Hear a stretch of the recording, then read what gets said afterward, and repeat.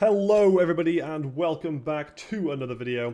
It's Miles here and today we're going to be talking about the most recent beta test that went on in Noko and specifically World of Warcraft obviously. The three bosses that we saw, and this was on the Friday, so this was the beta testing of the three bosses before the last boss, before I carry on. The three bosses we saw were really cool. I had the pleasure of being able to tank it alongside Vikland, and I'll put mine and his Twitch in the description of this video. We tanked these three bosses. I've got gameplay up of the first boss that we tried out, which is actually the second to last boss of the raiding tier. This boss is called, let me quickly get it up, Broodkeeper Diurna. I might have butchered that name a little bit towards the end, but that's a-okay. Now, I played Prop Paladin throughout the entire raid because it was kind of busted, I can't lie. The numbers that it dealt were just really, really good, while also having pretty fantastic survivability. Now, I'm going to go in depth maybe another day about each individual boss once overall raid testing is finished. You know, once we've tried all the bosses on Mythic and Heroic. Sorry, then maybe I'll go into a bit more detail about each of these individual bosses.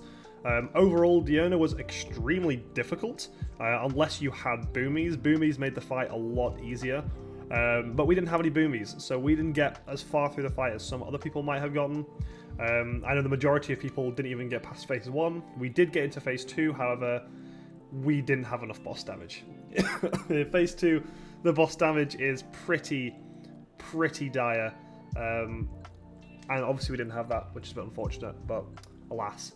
So in this fight, all these eggs are around the room. I need to move the boss around the room to each set of eggs, really, because they usually come in about pairs. And you'll get this beam, which two people can take using an extra action button, which can go and break the eggs, and those eggs will spawn adds. Now, if you don't break the eggs with the beams, the adds will spawn by themselves. However, if the adds last too long, they'll get buffed, yada yada yada. Basically, break the eggs out, kill the adds, make sure you keep up boss damage. Now, every 30 seconds, a sort of empowered dragon of one of the elements comes out and starts attacking you guys. Now, these are really powerful and need to be DPS down extremely quickly. There's a bunch of ways to be able to deal with this. We weren't able to try all of them out, sadly, because it's only 1 hour long. And other than that fight was really simple. Tank swapping wasn't too much of a problem. We literally just had a warrior solo tanking in phase 1. Oh Christ. So yeah, it was pretty simple. It was just quite heavy on the damage needed and a little bit on the healing needed as well. It was quite a hectic fight as well, with adds literally everywhere. Route on that boss feels really important, so the way that you do the boss and the way that you move the boss feels extremely important. But I will see for sure the sort of exacts that we're going to need on that boss fight closer to when it comes out. Overall, I didn't really like the fight all that much. It wasn't enjoyable. There wasn't any interactive mechanics really. If you are a person that really enjoys big AoE fights, then you're going to really love this. However, it seems like priority on the boss damage is going to be kind of vital. So this is going to be a sort of Lahuvim, maybe not even Lahuvim, maybe more like Anduin situation where you didn't really need to DPS down the Fiendish Souls. They would just die naturally. However, everyone kind of does want to be able to get that higher damage. So you got a bit of a loop there, but yeah, like I said, overall fight's okay.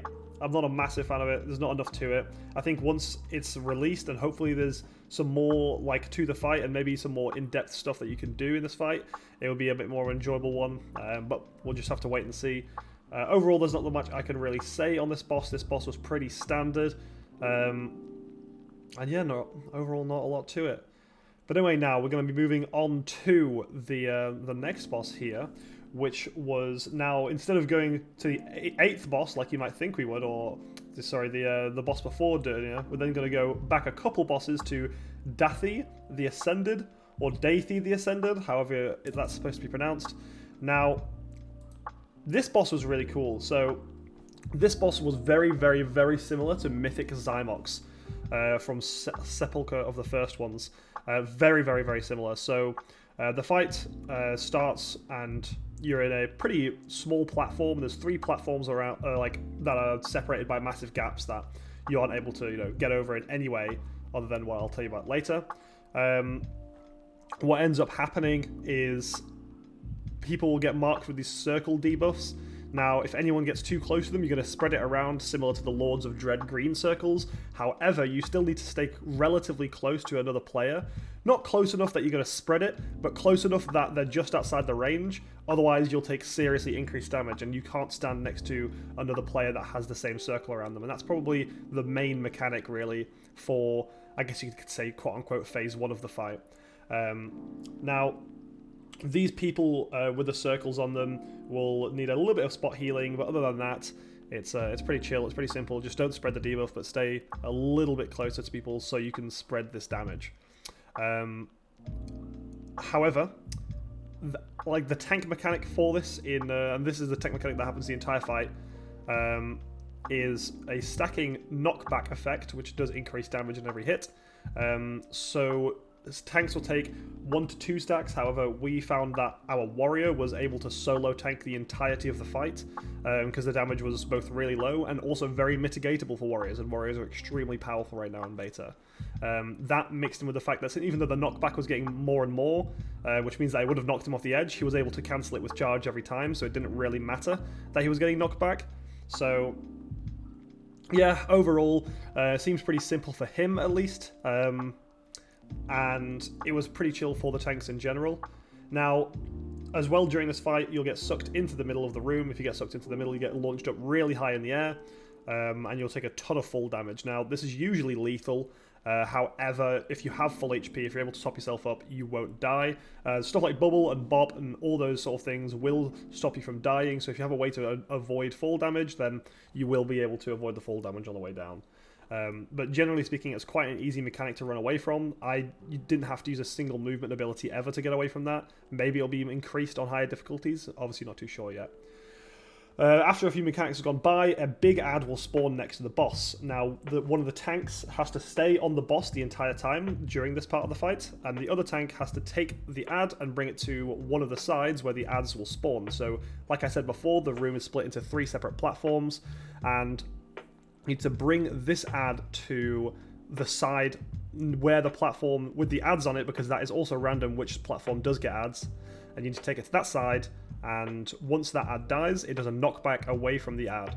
So you guys want to be on the edge of the platform leading to the next platform that has ads on it, and land on that platform after the explosion and kill the ads on there. Now, there'll be a bunch of small ads that need to be interrupted, and one big ad that can sometimes do a cast that needs to be interrupted, but when it dies, it's the exact same as the ad that was on the original platform, and it will knock you back again, so you need to use this to get back to the main platform. However, you need to kill the small ads before killing the big one, because if you leave the small ads there, they will spam cast abilities that will deal damage on the entire raid for the rest of the fight.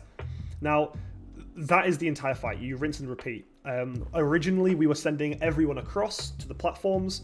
We then cut down to just sending the people across that didn't have the debuff, so we didn't have we didn't spread the debuff when trying to get across. And then we eventually completely just cut the raid in half and only took half the raid to a platform and kept half the raid on the original platform, which is going to sound a bit confusing, but I hope you're bearing with me. Which meant that we had enough DPS to kill the ads on the side platform, and the original platform still had boss damage, because we were lacking a bit of boss damage across the fight, and this really, really solidified the sort of tactic that we did and seemed really, really good. Now, this was really fun, being knocked around and, like killing these ads and all this kind of stuff, and especially with Divine Toll and Mass Grip and all these different things, to be able to group all these ads together on the platform to nuke them down as quickly as possible were just overall fun and interesting mechanics. It should also be mentioned that periodic throughout the fight, tornadoes will fly across the original platform and land in locations. This is basically like the storming affix in Mythic Plus. However, they dash around a little bit, and they also duplicate the longer the fight goes on. So towards the end of the fight, you've got about 10 tornadoes on the platform if it lasts long enough. Overall, this was probably my favourite fight out of all of them. And yeah, it just generally speaking was like just fun, and like I don't know how else to put it. It felt fun being able to go from the platform to platform, and also being able to like sort of min-max how much you're able to do on the small ads and the big ad at the same time, getting knocked back, and the good communication between people with mechanics. Overall, a great fight. I actually think it's looking like one of the more strong contenders. For tanks, like I said, the damage is really, really low, so we didn't really have to worry about damage. Hopefully that ramps up, and if it does, most likely you'll have one tank starting at the start. And then the other tank taking over when the big ad spawns to go to the next platform. The tank mechanic happens about every 30 seconds, and the debuff lasts around a minute, so you take 1 to 2 stacks per tank. And yeah, that's about that. Pretty simple, pretty fun, and yeah. Anyway, moving on to the last fight of the night, which was the fight in between these two bosses in terms of the dungeon journal and probably the route that you'll do these bosses in Mythic. And we had Korog Grim Totem. Now, this was an interesting boss. You had a lot of freedom in how you wanted to take on the boss. So what that means is whenever you move so there's 4 sections of the room for each of the elements, which are Storm, Frost, Fire, and Earth. You move the boss into one of these quadrants, and he'll gain certain abilities depending on what quadrant he's in. And the longer that he's in this quadrant, the stronger these abilities become. So you do want to swap them around. However, there is a very big disparity in mechanics for each of the quadrants. Now, I'm not going to go into every single individual mechanic for each of the quadrants. That's a lot to go into, and I'll have to make a whole video on this boss if I wanted to go into the details of how it works. So for now, I'm going to leave that out for now. For now, I'm not going to go into too much about the mechanics, but overall was quite fun. The mechanics were enjoyable, some of them at least. Some of them reminded me of similar things like the tank soak during Guardian on Sanctum of Domination, being able to split that amongst 2 separate parts of the raid. That kind of stuff overall was just really fun. However, my only problem with the boss is it felt a little bit janky, especially because the tank mechanic does knock back the tanks again, which I'm not a fan of. I don't like being knocked back as a tank mechanic. It's not enjoyable. And also it was very buggy in the sense that if you taunted too early or too late, the boss would either move or the boss would knock back both of the tanks and apply the tank mechanic on both of them. So I don't think that's going to make it into live. I think that's just a bug for now.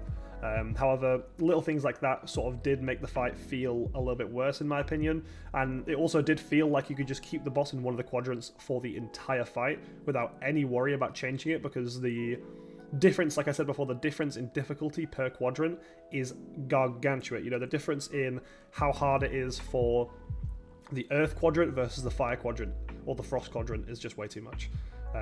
So hopefully they sort of scale them to make them around the same difficulty. Or maybe they make it so you can't just stay in the same quadrant the entire fight.